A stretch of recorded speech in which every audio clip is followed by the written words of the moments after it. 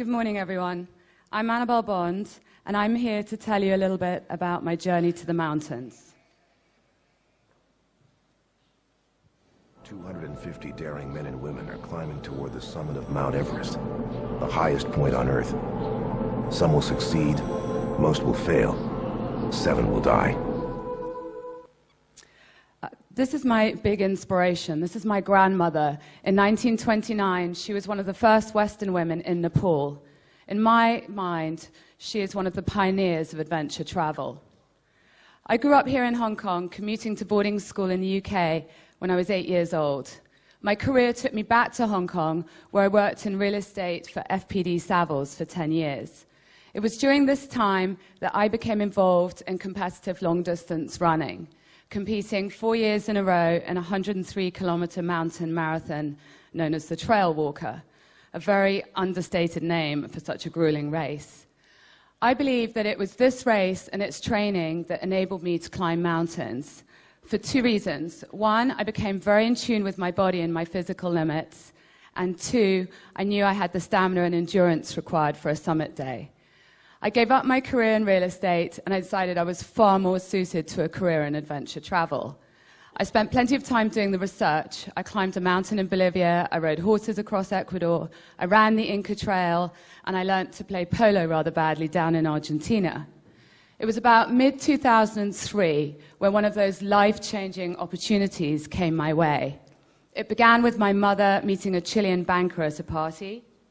And by the time she'd finished telling him what an amazing climber I was, I had at that point climbed 1 mountain, he had invited me to join the Chilean 204 Everest expedition.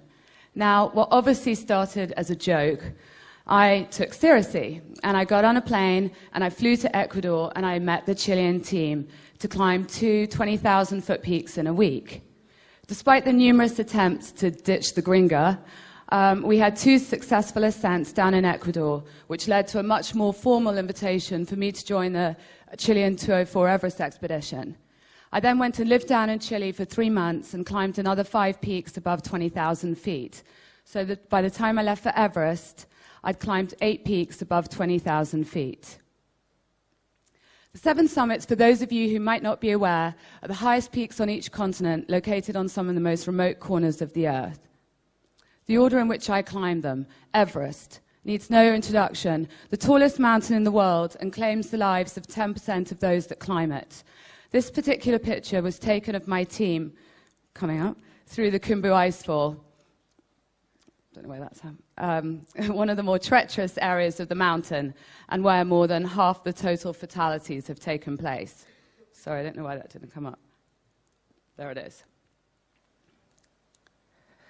Elbrus in Russia, the tallest mountain for Europe, and at 18,500 feet that's what its height is, sorry. I don't know what was more difficult, the climb itself or just getting there. Kilimanjaro in Africa, an extinct volcano that rises majestically out of the game plains of Kenya and Tanzania.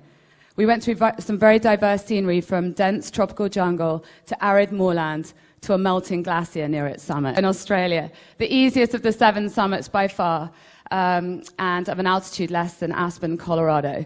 The girls spiced things up by scaling the Sydney Harbour Bridge. Vincent Massif in Antarctica, most remote of the 7 summits, and logistical nightmare to get to. We flew from Punta Arenas, the southernmost tip of Chile, 5 hours south, landing on the ice at Patriot Hills. We then took another plane an hour across the ice cap, landing at the base of Vincent Massif. That was the plane that we landed on the ice, and it was the size of a 747, so I was kind of surprised the ice didn't break, and me digging the boys' camp as usual. Aconcagua in Argentina, known for its high winds and violent storms. This mountain tested my physical limits to the max and sent me straight to hospital for frostbite. That's the summit day. Denali in Alaska, the most remote of some say the coldest of the 7 summits, and just located just a few miles from the Arctic Circle.